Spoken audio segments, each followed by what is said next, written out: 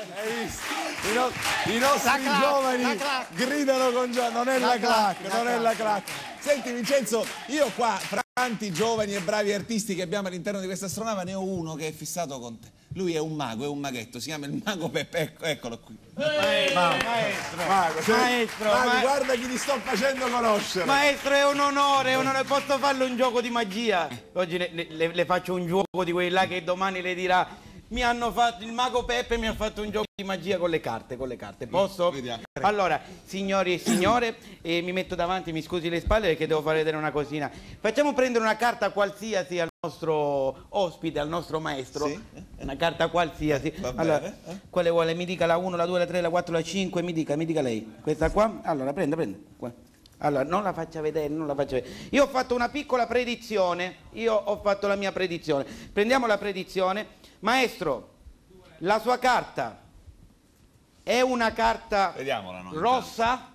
Sì.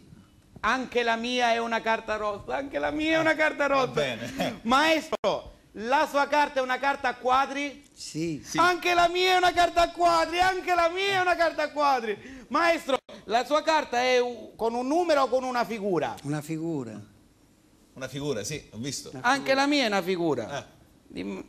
È una brutta figura la sua, perché Mago, le carte non sono le stesse.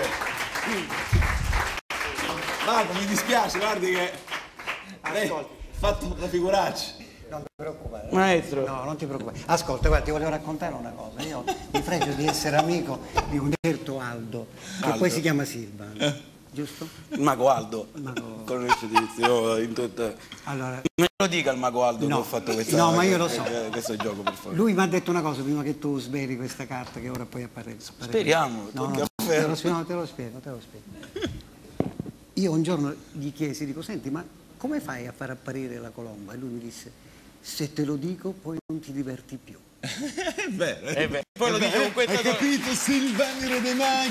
Perché il buon Aldo, il buon maestro Silvan, le avrà detto, ce l'ho qua un bell'asso. Allora guardi qua, tiriamo fuori la mia predizione. La sua carta è una bella donna di quadri. Ma che bravo!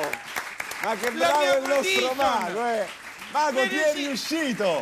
Maestro, se vuole dare il mio numero di telefono a Silvan, no che io me ne vado, signor presentatore, vado. Sì, grazie maestro!